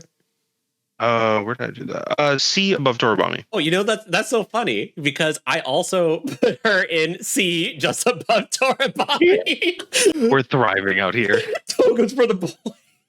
Toga's for the boys. No.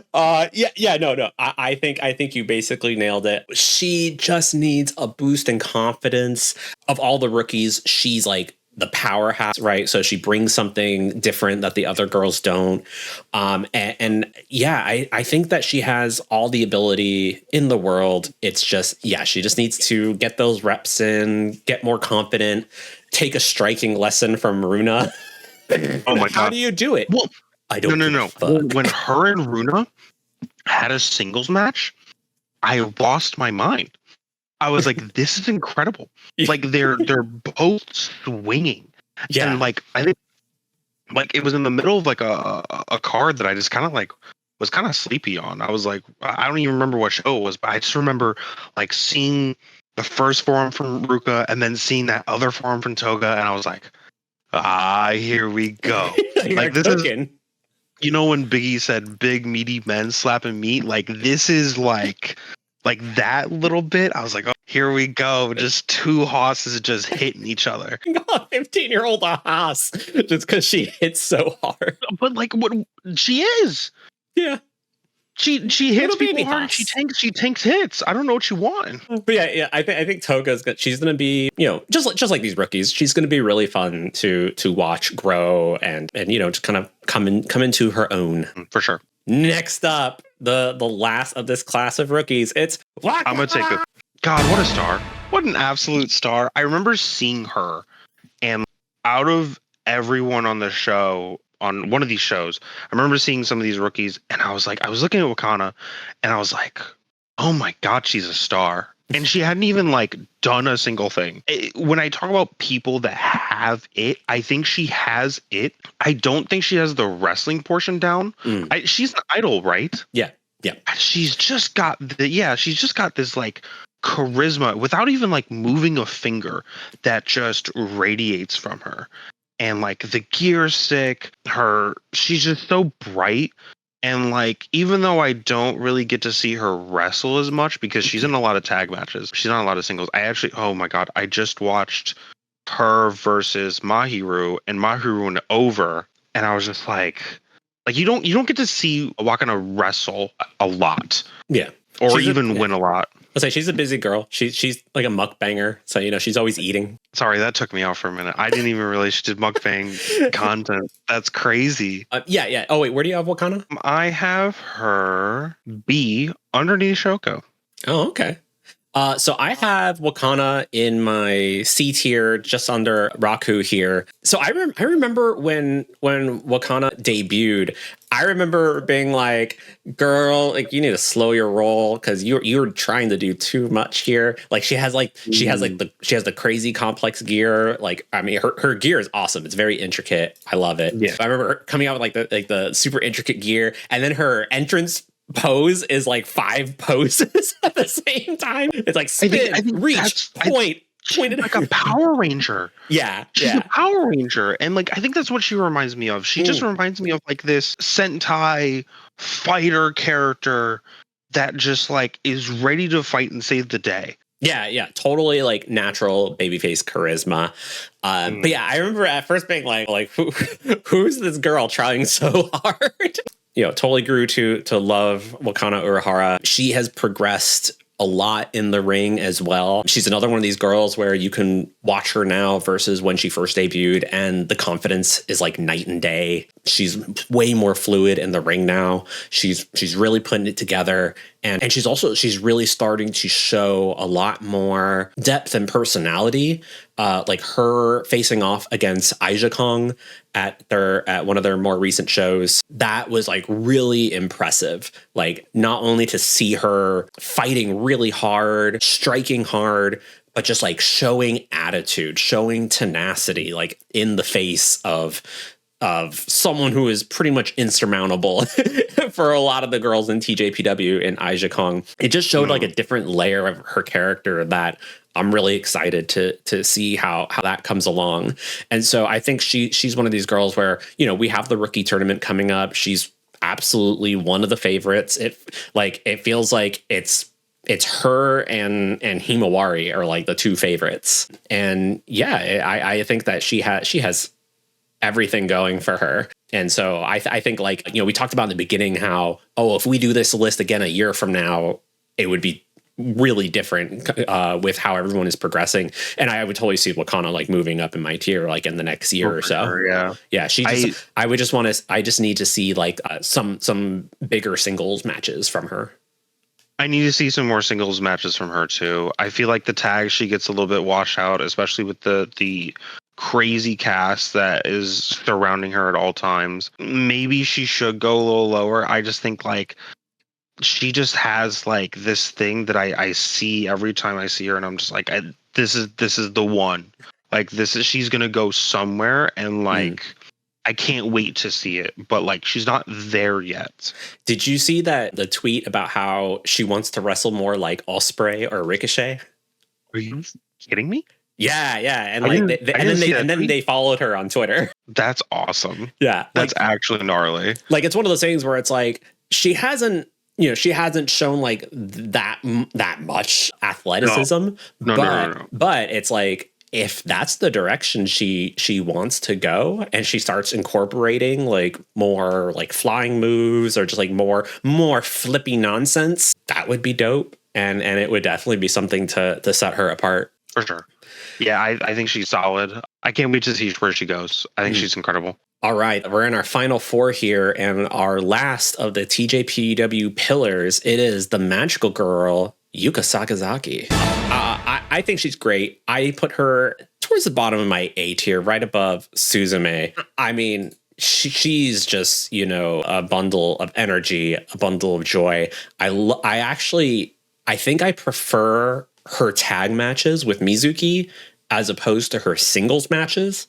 And maybe that's because, she's been kind of out of the singles game for a while, especially with her more recent injury. I love her style. I love her intensity in the ring.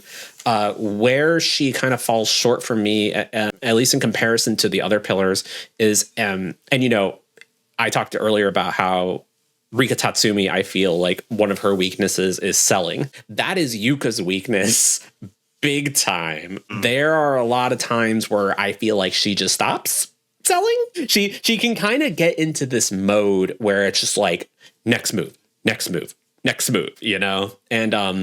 and that kind of stuff in her bigger matches tends to throw me out of it. But otherwise, like I've always been a big fan of Yuka, and with her graduating from TJPW soon, I hope she's making the right decision. She has nothing else to accomplish in TJPW. She's pretty much done everything multiple times at this point. So like I understand, but I just hope that where she goes, she will be appreciated. Yeah, I think she's really cool. She's in my B.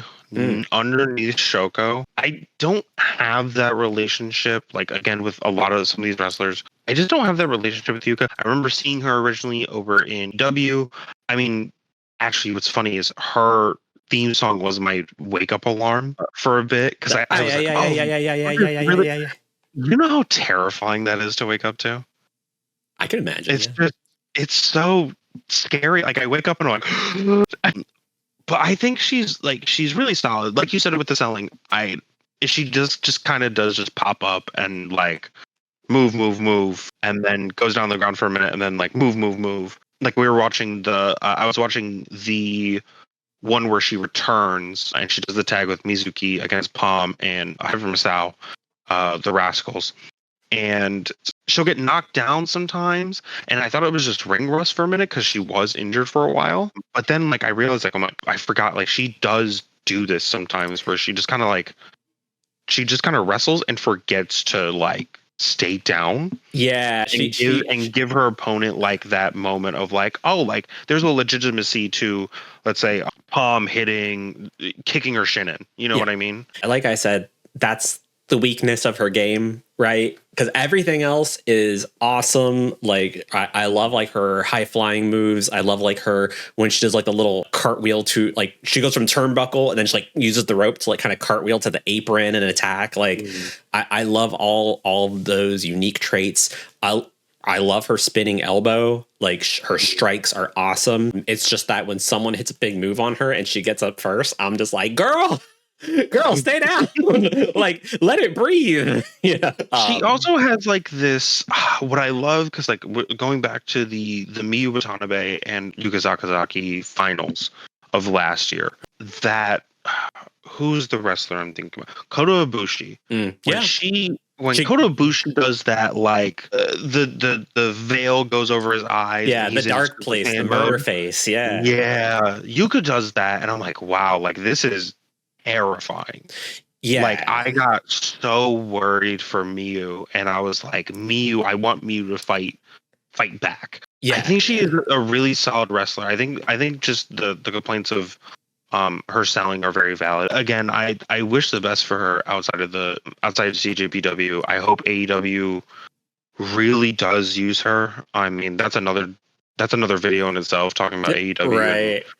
Yeah, it's like where talent. Yeah, it's like, where are you going to slot her in on your whole, like, one women's match a week, you know? There's a small resurgence of Joshi wrestlers and even shows that are going on in America constantly. So at least, like, she's got places to go, especially if she's doing, like, side contracts and dates.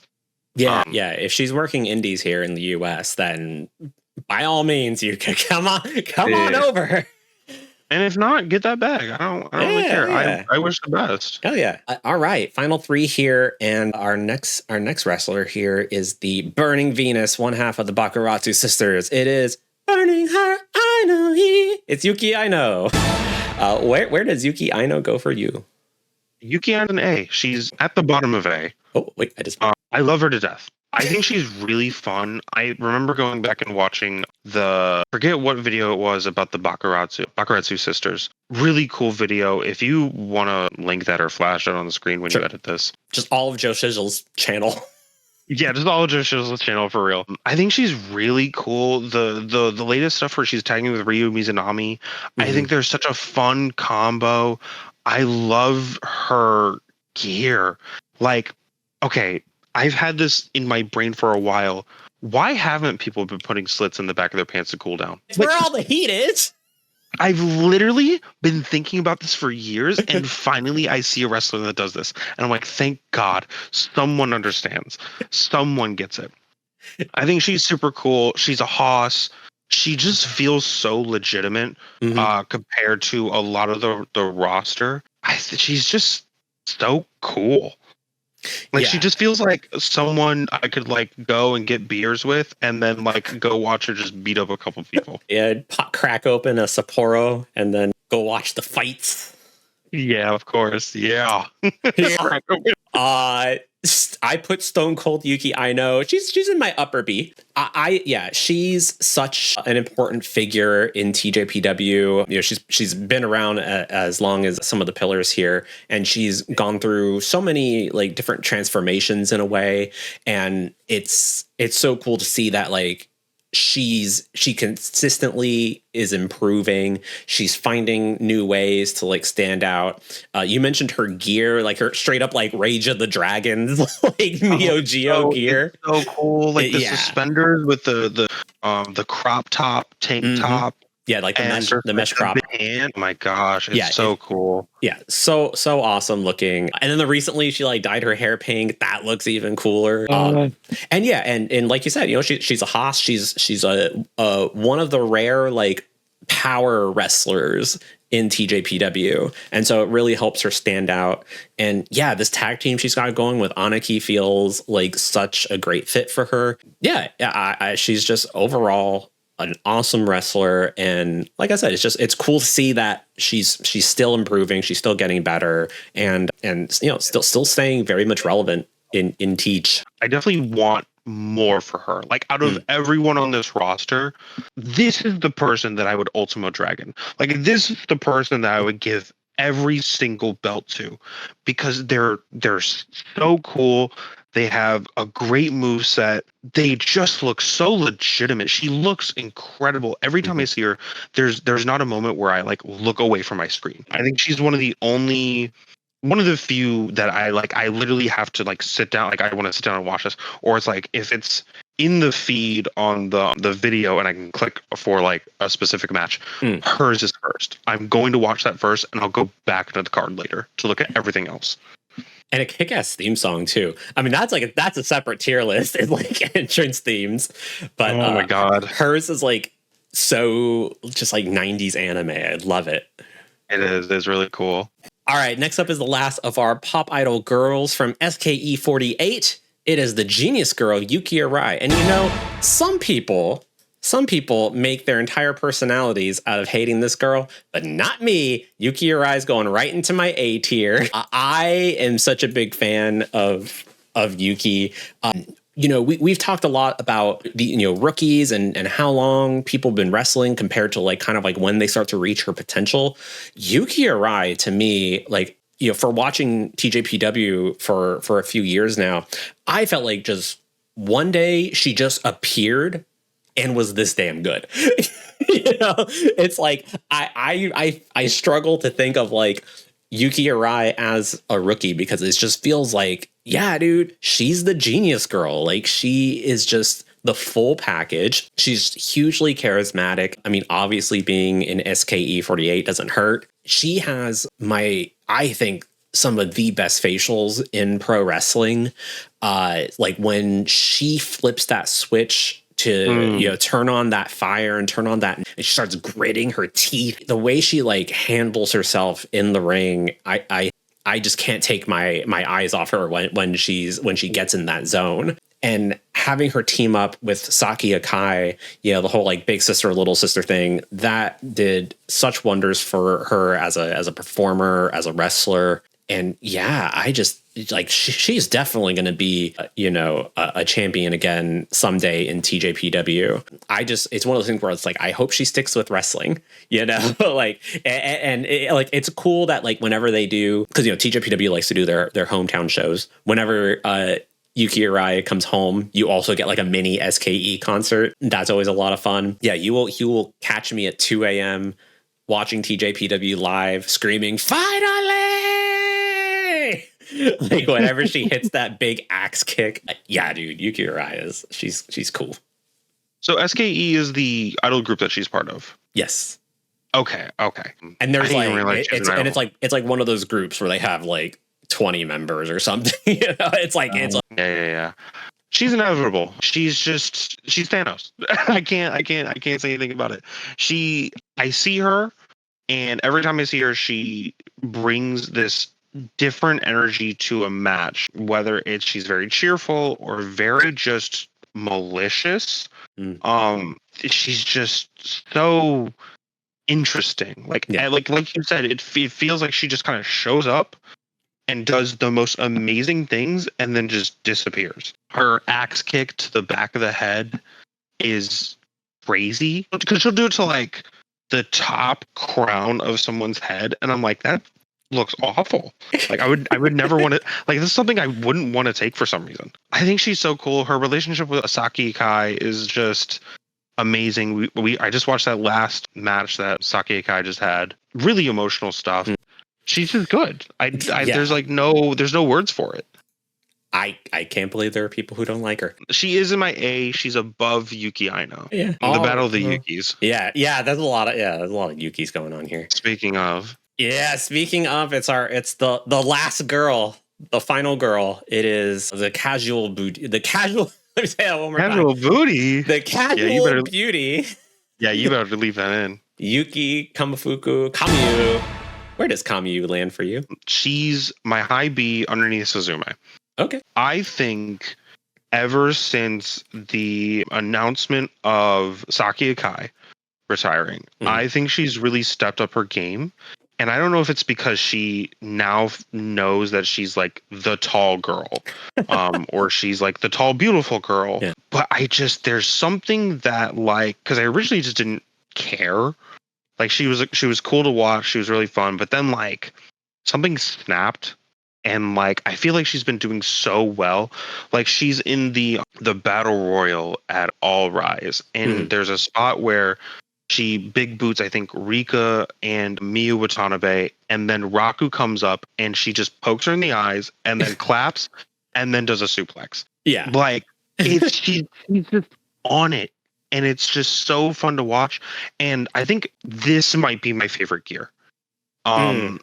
Not specifically the one in this tier list with like the jean pant thing. I Mhm. mean, those are cool, but like the new gear with like the just the sparkles everywhere, the Yeah, yeah. fur coat. She's got like the spark sleeve. Oh my gosh, she feels so cool. It's like she went into like Gone with the Wind and took Scarlett O'Hara's just whole wardrobe and just said, "I'm taking this." She looks so cool. She's so fun for a taller person working in like kind of a shorter person company. She moves so fast. The what's that move? What's her finishing? Not the or is her finishing move the famouser? Yeah, it's a famouser. I guess is it a signature or finish? No, that's her finish. Yeah, That's a finish. Cool. I wish there was another name instead of the famouser. right. I think it's my only complaint about the English commentary for TJPW is they just kind of say like WWE names of moves, and I'm like, I want them to say like what would Yuki call this move? Yeah, Please give me that. the rocker dropper. The rocket dropper. No. You could even call it like the drop dead gorgeous. You know what I mean? Like something like that. Tweet it. We'll get it to her. Yeah, we'll get it out to her. She's so cool. She's so pretty. She's just wonderful. I love her. I love her to death.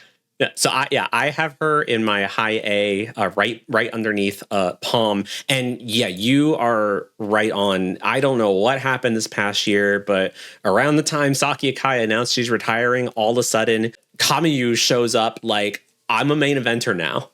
Like I'm a main eventer and I'm gonna wrestle main event style. Oh my God, I forgot about the tournament run. Yeah, her very surprised. Like for as frustrated as I was that Kamiyu beat Watanabe. Miu Watanabe. Yeah. And then went all the way to the like as frustrated as I was when that happened. I also like couldn't deny that it was a phenomenal match, and that Kamiyu absolutely held up her end of the bargain with that match. But I also just remember like her selling it after the match. There was just something about her emotions about it where it's like you could tell something had changed in her, where she's like, yeah, I do funny eye pokes and stuff like that, but like I'm serious now. Like I am doing this. And I think ever since that match with Miu, she's just been on her game, just being an absolute menace in the ring. Still working in like the funny eye pokes and stuff like that. Like her timing on her comedic moments, they're always surprising. She just seems to have a real confidence in her character, like she knows exactly who she is. She knows exactly what her role is. And she's just performing at such a high level now where it's like, I could see her getting back to championship status like within the next year, as if the Princess Cup run wasn't enough. Like she has not let up since then. Right. Yeah, I think she's just so cool. Like there's not a lot of people like this. Like there's a lot of people in wrestling that do the gorgeous woman steps onto the scene, everyone goo goo gaga over her. But like this one especially does it so well, and the cheekiness of like the eye pokes and just some of the stuff that she does is just so entertaining. Yeah, there's definitely like, it's like there's like a self-aware nature to her character, right? Where she it's like she portrays herself as like this, very like sexy model kind of character, but like she's also just kind of a goofball, like right underneath the surface, and which is why she always teams so well with like Mahiro Kiryu, right? She about to talk about that. Yeah. It was such a weird team up when I first saw it, because that was for the belts, and I just remember being like, "Wow, what a funny grouping! Here's this stinky loser, and here's this gorgeous Yeah. girl." Just together, like as a tag team. Yeah. Well, for a while, it's like Kamiyu's kind of thing was like Kamiyu's kind of character was she didn't feel like she belonged in that echelon with like a Saki Akai. Like she doesn't see herself like that.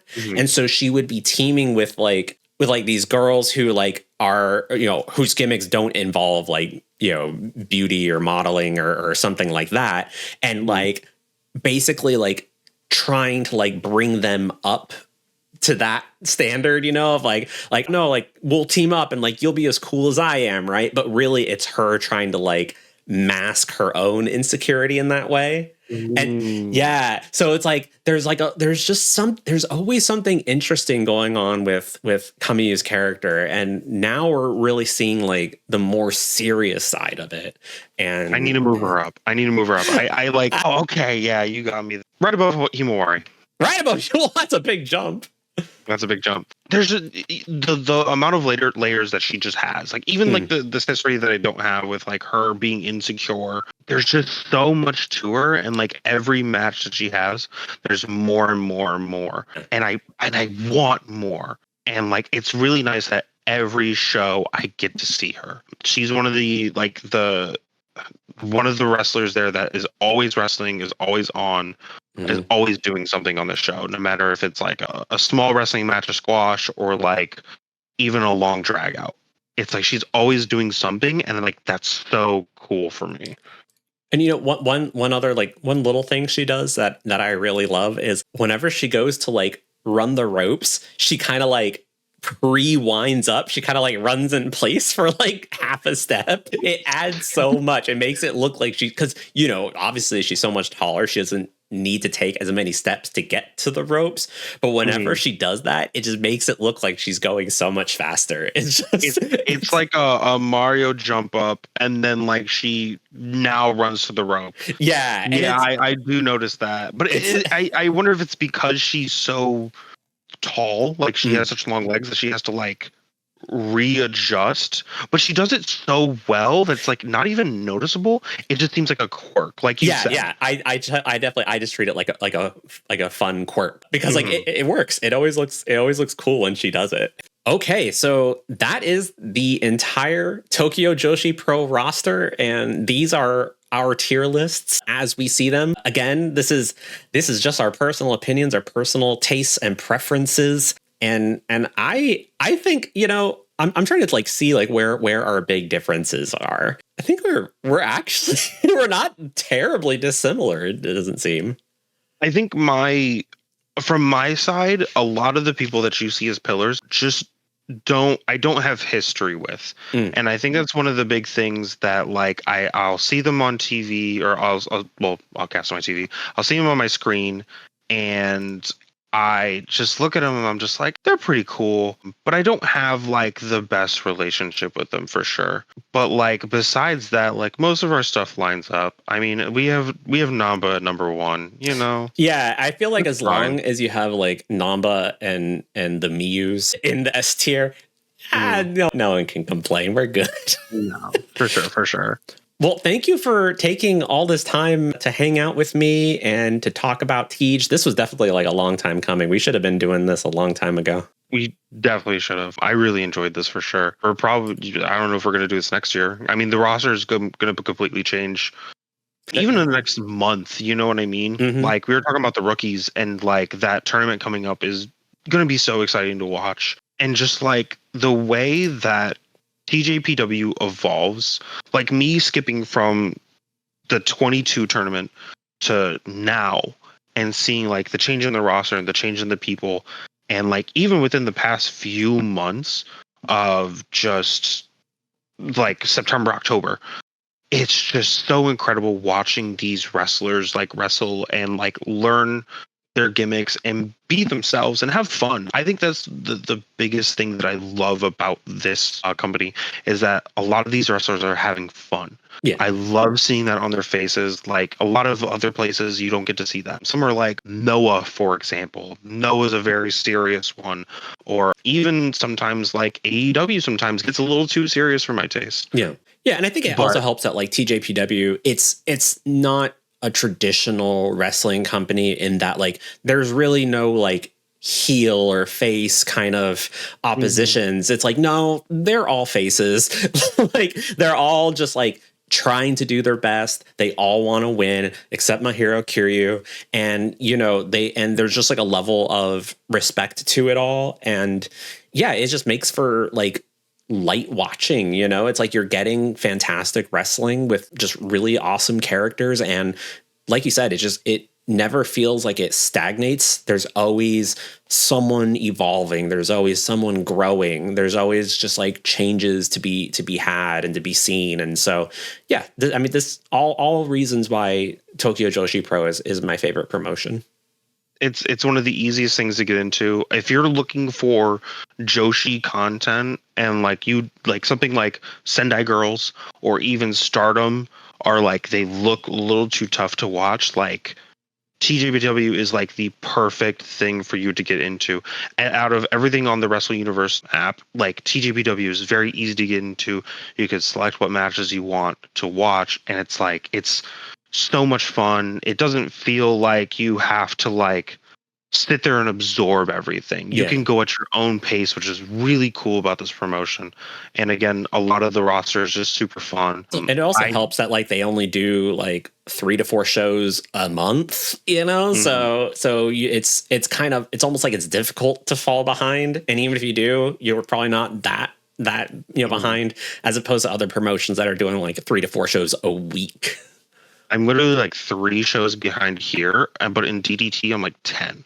Like that's like how much that's how much they put out shows. But they have such a great back catalog, and like even the stuff that's upcoming is super exciting. All right, well said. Well, if y'all, I should say, if y'all enjoyed this video, make sure to give it a like, make sure to subscribe, all that good stuff. And if you want to hear more of from Relyt or myself on TJPW, please join our Discord. It's a lot of fun. Please join the Discord. We are super cool. We're so cool. We're so rad. No, it's a cool space. I feel like most wrestling Discords aren't as fun and as welcoming as I think we are, not to brag. Well, yeah, we try. We really try to keep it fun. And I think a lot of other Discords kind of just devolve into, bickering into shouting matches. Yeah, and edge lordiness and stuff like that. And that's not the vibe we want. So no, for sure. Please come join the Discord for sure. Please like and subscribe. This wolf over here is sick. Like, their editing is so wonderful. Their videos are so wonderful. I mean this from the bottom of my heart. I love your content so much. I feel like when I first watched you, I was like, this person should have 20,000 subscribers right now, immediately. Like someday. you do a lot of this work by yourself, and I think it's incredible. This is my first collab. This is your first collab. I forgot. Yeah. I was so nervous about this. No, dude, you did great. I mean, like I just always assume like, oh my god, I made this video. I got to do it all by myself. I'm just so used to doing it by myself. So this was a lot of fun, and we'll have to find different ways to do this in the future. For sure. All right, y'all. Thanks so much for watching, and be sure to like and subscribe. See you next time. See ya. There you go, and I'll hit stop record.